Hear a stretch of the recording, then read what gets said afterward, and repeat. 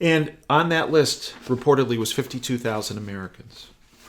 Emerald Robinson, who I believe is a really good reporter for Newsmax, said from the leaked CCP data, Communist Chinese Party database, Qualcomm company, 133 employees are Communist Chinese Party members. NYU, New York University, 71 employees. Pfizer, the people that came up with the vaccine? Oh, yeah. 69 employees are CCP members. Boeing, remember airliners crashed? Wonder why? 252 employees are CCP. U.S. Consul in Shanghai, 3 employees are CCP. Doesn't stop and start there. Let me give you some local examples. Okay? Just some that I've dug up. We all know the problems with Gretchen Whitmer, the governor, the Grinch, Gretch the Grinch, here in Michigan, and Dana Nessel, the AG, and Jocelyn Benson, the Secretary of State, that were integrally involved in the stealing of this election in Michigan, or the attempted stealing. But let's get some ties going into China, because they're not alone. Remember, the former governor of Michigan, Rick Jennifer Schneider, I called for his recall because of his close ties with China and him selling dual-use technology to China that was used by their military on our personnel in Afghanistan and in Iraq. Oh, and the Republican Blue Bloods, they hated me. Oh, they were petitioning my sponsors on the radio show to pull out because of that. Yeah, right. Michigan Lieutenant Governor Garland Gilchrist attended Chinese Communist Party conference with secret meetings and had Chinese military ties. Michigan Lieutenant Governor Garland Gilchrist attended a controversial collaboration summit between Chinese Communist Party officials and U.S. governors. Oh. I played the clip of Secretary Pompeo speaking to the National Governors Association in October of 2020 about how they were all being monitored by China and categorized as being friendly, unfriendly, or could be persuaded. Yeah. The summit, which occurred in May of 2019, was touted as an exclusive deal-making opportunity for closer financial ties between the Chinese government and their U.S. counterparts. Gilchrist, a Democrat who held the position since 2019 and labeled President Trump's election grievances as a house of cards, attended the summit alongside governors of Kentucky and Tennessee. Amongst the other attendees were Communist Party leaders from China. Lynn Wood said it, and remember, from before the election, which is a revelation to many of the people outside that window in the People's Republic of Ann Arbor. We had no idea about this Hunter Biden laptop. Give me a break. Anyone who says that shows how ignorant they truly are. Tony Bobulinski showed how Joe Biden, Hunter Biden, Biden's brothers were all involved in these deals that involve money laundering with Communist China. Lynn Wood, great attorney. Joe Biden is a crook who has taken millions from foreign countries, particularly Communist China. Harris is a communist, or at a minimum, a communist sympathizer. Communist China orchestrated an attempt to steal the election from Donald Trump to install their puppet, Joe Biden. Wake up. Yeah, wake up. Wake up, all right. You better believe we better wake up. And then one of these lawmakers, you probably saw this hearing with this lawmaker, this Cynthia Johnson, going after people who get testified under oath about, oh, you're just a terrible person to be saying these things were criminal about the election. Turns out that Cynthia Johnson, she also, then she started threatening Trump supporters. Oh, we're going to get you. Well, there are great pictures of her playing ping pong with these Chinese leaders that came to Michigan in the past couple of years, and how we have to establish these wonderful working relationships with the communist Chinese government. Yeah, wonder why she's threatening people. I went to China's Chicago consulate. As you know, I grew up in Chicago and have a lot of ties into Chicago still. And I started nosing around because they have a big consulate in China. China has a big consulate in Chicago. So I got some of my friends involved and we did some digging. It turns out that we found actually pictures of Gretchen Whitmer, Gretch the Grinch, this governor, who's trying to make Michigan the largest POW camp in all North America. And the mayor of Detroit, where most of the votes were stolen, hundreds of thousands of votes, Duggan, pictures arm in arm with communist Chinese members. Oh, yeah. Yeah, this was I got from the China's Chicago consulate briefing they put out on October 15th of 2019. Zhao Jian explained to Governor Whitmer the current situation of Chinese-American relations, emphasizing the benefits of mutual cooperation. Yeah, let's get Trump out of office. Clarifying that any struggle will hurt both countries and that cooperation is the only correct answer. That's from their own publication, Chinese Consulate, October 15, 2019. And well, we also had pictures. So it's not just Whitmer. Remember, Rick Jennifer Schneider, the former, and why do I call him Jennifer? Because the former governor of Michigan before Schneider was Jennifer Granholm, who was a globalist, and Schneider was no different. November 2016, Rick Schneider and Mike Duggan, the mayor of Detroit, visit China on an extravagant investment mission. In fact, they did that in November 2016. On March 1st, 2017, Michigan began a new contract with Dominion Voting Systems, which had a $400 million investment from China, right? Yeah, that was their big investment mission, okay? This has been set up in the cards for years. Rick Schneider, in his 8 years as governor, went to China 8 times. Set up very lucrative contracts for himself and his buddies. And then, of course, we have Slawwell, right? Yeah. GOP Minority Leader Kevin McCarthy said Democrat Rep. Eric Slawwell should be removed from the House Intel Committee and ultimately removed from Congress over his ties to Chinese communist spy and honeypot Fang Fang. This Christina Fang, right? He had this 4-year relationship with. Fang Fang essentially was a bang-bang relationship, right? Boom. He was sleeping with the enemy, knowingly. Passing on God knows how many secrets. He sat on the Intel Committee. But remember, let's also remember, how about Hillary Clinton? Do you remember they wanted Deep Six? This is one of those magnificent 7 pieces of information. I put a video out, I don't know, a year and a half ago. That her email server not only was linked to Barack Obama, who was contacting her through her illegal email server with a pseudonym, his pseudonym. So he knew she was involved in this, had an illegal server.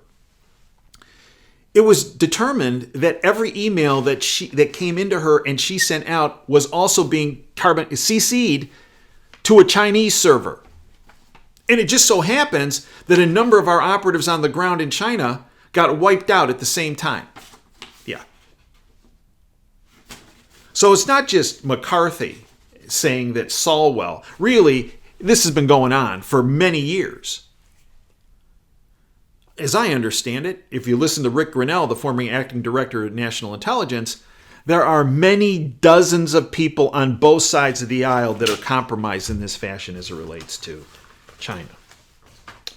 And while we're talking about that, many people got their nose out here because said, oh, Mitch McConnell saying President-elect Biden, what do you expect? If you knew Mitch McConnell's background, I'm surprised it didn't happen before that. From 2019, Senate Majority Leader Mitch McConnell killed a Voting Security Act that would have hammered Dominion. He did that after receiving thousands of dollars from the foreign companies. Dominion is based in Toronto, by the way. Foreign companies' lobbyists. Oh, lobbyists. One of the head lobbyists used to be Nancy Pelosi's chief of staff. Right?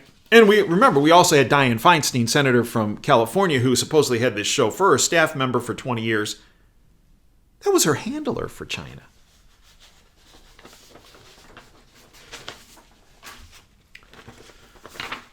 A $59 million will sheds light on shipping fortune connected to Mitch McConnell's wife, Elaine Chao, and Mitch McConnell.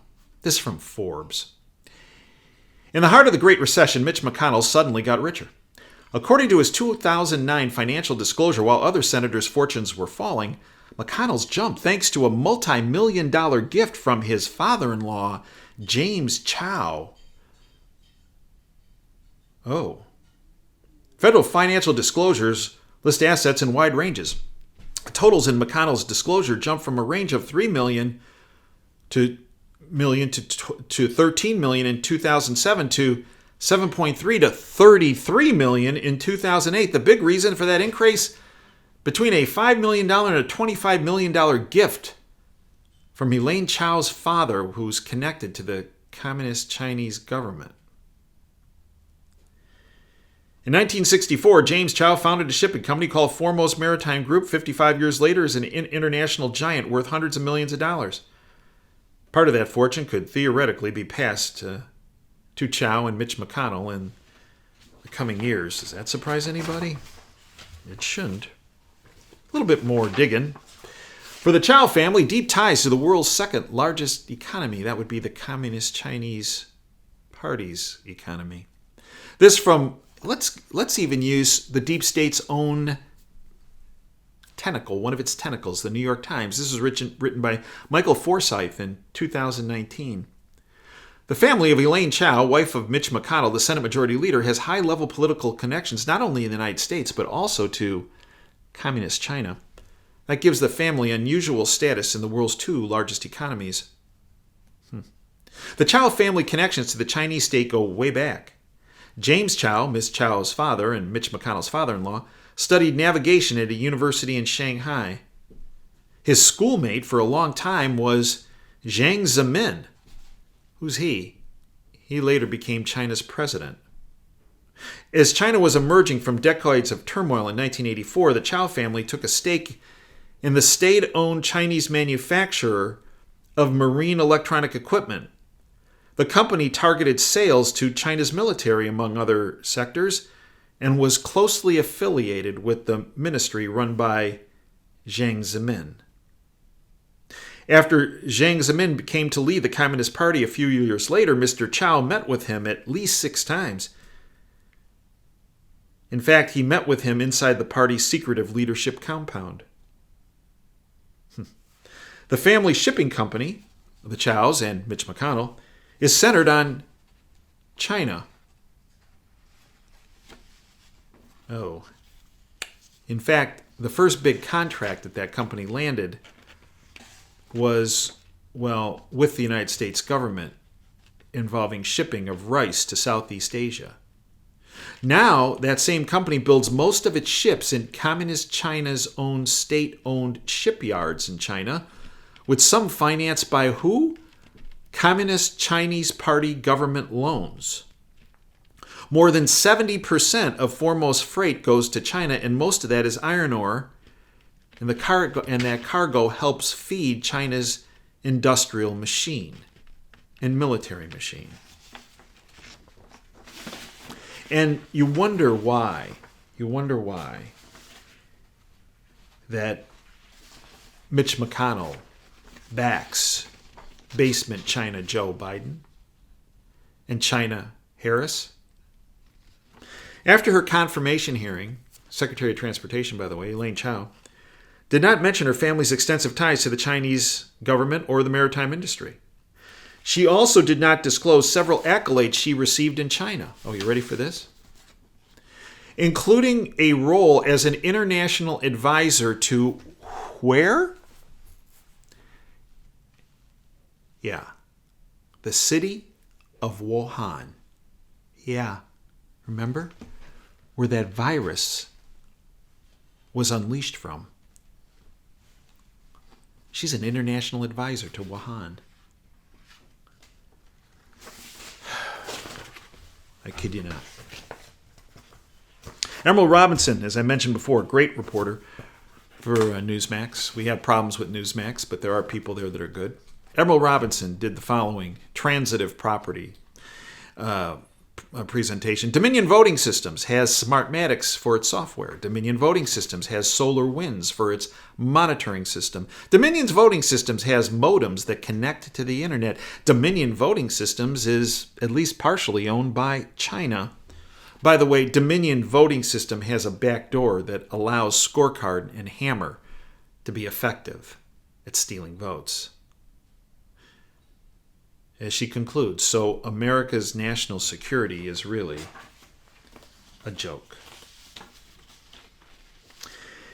Recently, December 15th, the Dominion CEO had a hearing here in Michigan. It was a joke. It was a goat rodeo. It was pure kabuki.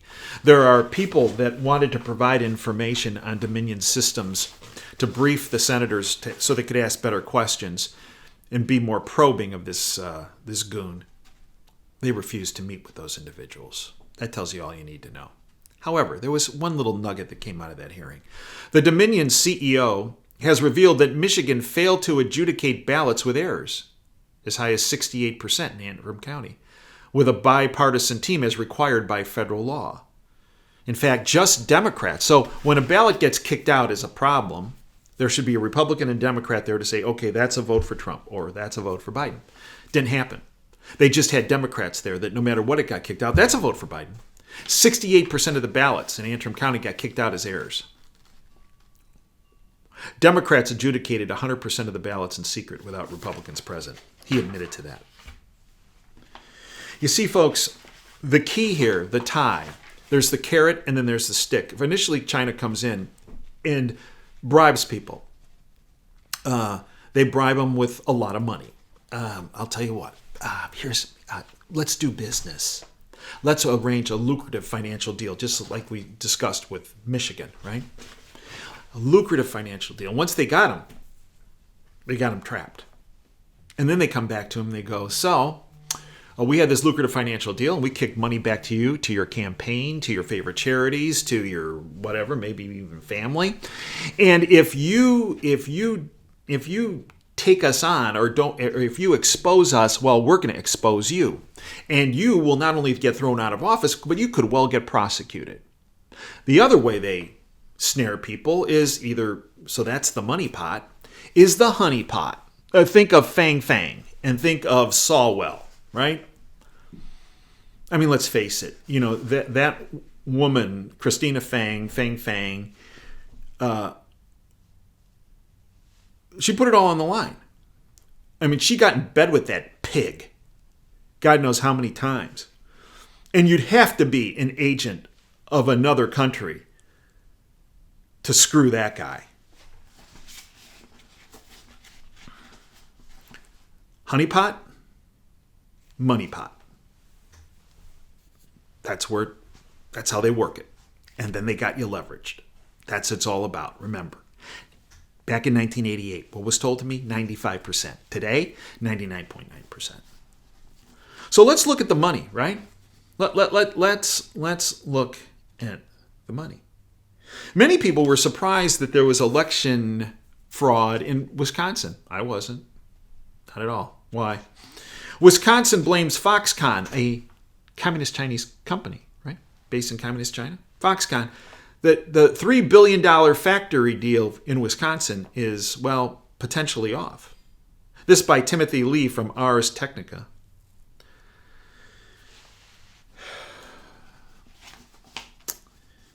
Here's what they had to say. There was a deal cut several years ago, 2017, I believe, with the state of Wisconsin, that Foxconn was going to come in, build a huge plant, LCD factory, employ 13,000 people in the state of Wisconsin, at minimum, build a huge facility, would employ thousands more to build. But to do that, there had to be tax breaks. The taxpayers in Wisconsin and federal taxpayers were going to give them gratis on land, on infrastructure development, and the like, right? So by the end of 2019, they were supposed to have at least 550 employees by the end of 2019. But Wisconsin found that Foxconn had only 281 employees who counted toward the requirement. And at that point, Foxconn was supposed to have spent $3.3 billion on the project by the end of 2019, when in fact Foxconn had only spent around $300 million, a fraction, a tenth of what they were supposed to spend, and the taxpayers had provided about $500 million in tax breaks in land and in infrastructure developments to Foxconn. Foxconn was supposed to build an LCD panel factory based on the industry's new generation 10.5 standard. The factory was expected to cost $10 billion to build, and eventually, so a lot of money to industry in Wisconsin, right? And eventually employ 13,000 workers in Wisconsin. The state now says that Foxconn won't come anywhere close to meeting those targets. Foxconn is now reportedly planning to build not a 10.5 LCD factory, but in fact a much smaller factory based on the Generation 6 standards. That means the factory will be much less expensive to build and require fewer workers when it's complete. In their letter that they sent to Foxconn recently, Wisconsin officials stressed their willingness to negotiate a new aid package that would commensurate with Foxconn's new, less ambitious plan. So here's what happens. Foxconn, Communist Chinese company, which is based in Communist China, goes to these lawmakers and say, listen, if you want us to even come close to what we said we were going to do, there's some conditions on that. How about this? There's an election coming up. We want friendly judges to rule the wrong way. We want friendly politicians to block investigations into this. And then if you do that, here's what we're going to do. We won't renege. And we won't say how much money in that initial contract came back into the coffers of legislators, governors, potential governors, judges running for election, into their pockets. It's all about leverage. It's all about the money pot. Or maybe even some cases, as far as we know, maybe the honey pot. You see, the reason why fraud was so rampant in Wisconsin and all these other states is because of the financial relationships and the leverage China had with those states. It's not just Wisconsin. Did a little research. Foxconn, $2.5 billion in trade between Wisconsin and the Communist Chinese government every year. $2.5 billion. And you can bet a big chunk of some of that gets shifted back into politicians' pockets that were integral in these trade agreements. Not just federally, but statewide, even local. That's how they do it. That's how they compromise the system. That doesn't include that $2.5 billion, the Foxconn situation. How about Michigan, right here? How about $5.1 billion in trade between the state of Michigan and the Communist Chinese government? How about Georgia? All these are battleground states. $4.3 billion per year of trade with the Communist Chinese government. Pennsylvania, $4.4 billion a year in trade with the Communist Chinese government. Arizona, $2.2 billion a year in trade with the Communist Chinese government. Nevada, $1.7 billion a year in trade with the Communist Chinese government. You see, what they do is they link these people with the money pot, shift some of that money back into their pockets for their elections at all levels, federal, state, local, judges. And then you wonder why the judges won't even look at the evidence as it relates to this election fraud. There hasn't been one judge that looked at the evidence.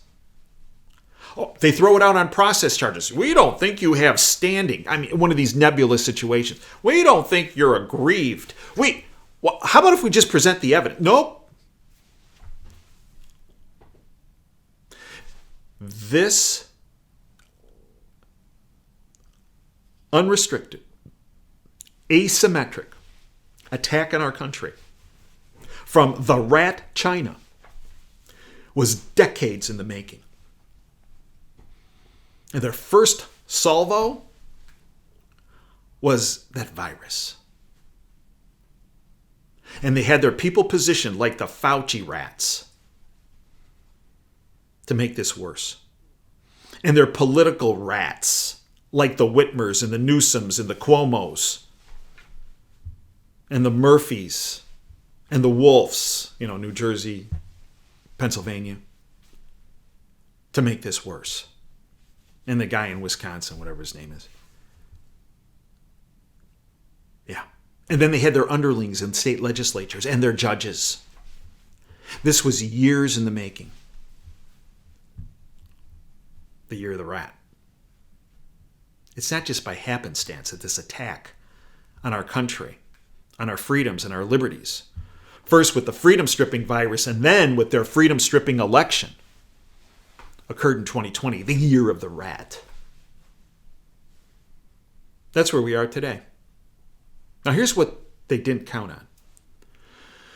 They did not count on there still being patriots, although few in number, at a high level.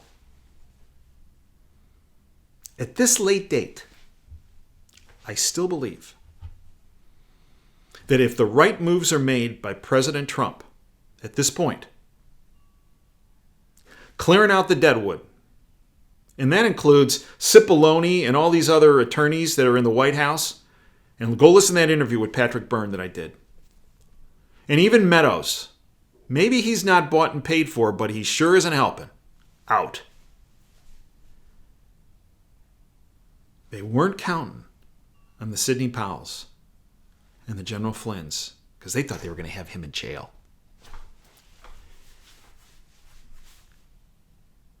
And the Patrick Byrnes and the Peter Navarros, the Rudy Giulianis, they weren't counting on those patriots still being around. And they weren't counting on Donald Trump still being around.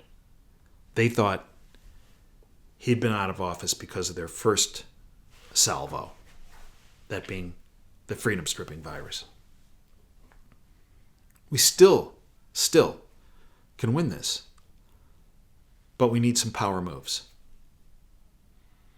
I believe Sidney Powell, as a special counsel, would get that ball along with the support and help of General Flynn and many others and millions of us will get that ball across the goal line.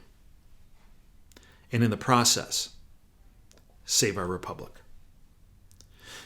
There are 80 million people, I believe, that support President Trump. Maybe more. Maybe more. If General Washington could pull this off with a couple thousand patriots that had hardly any food, hardly any clothes, hardly any ammunition, hardly any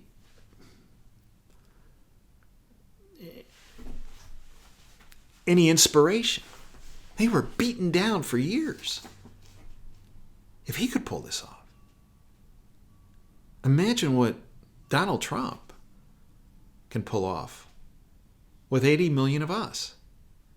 But we cannot sit on the couch. You need to network this information to anyone and everyone you know. Send this video. Send them to this channel. Send them to our Rumble channel. Send them to our website. Blame me. Let me be the bad guy that they take it out on about who they're mad at. Not you. But you got to get it to them. Because the more people that become knowledgeable about this information, the more people that become empowered. And the more people that are empowered, the sooner we end this reign of terror by the deep state and their technocracy and the rat, China. Remember General Washington's words. The time is now near at hand. We must probably determine whether Americans are to be free men or slaves, whether they are to have any property they can call their own, whether their houses and farms are to be pillaged and destroyed, and themselves consigned to a state of wretchedness from which no human efforts will deliver them. The fate of unborn millions will now depend under God on the courage and conduct of this army. Our cruel and unrelenting enemy leaves us only the choice of brave resistance or the most abject of submission. We have, therefore, to resolve to conquer or die. The Reader's Digest version of that he said, I will die on my feet before I will live on my knees. George Washington. It's time, folks. It's time. The clock is running down. It's now or never. You need to network the information. ASAP. I thank you for your time. I hope you'll join us at davejanda.com. I hope you become part of our freedom family. Until next time, Dave Janda signing off. Dream big and dare to fail. Thanks for your time today.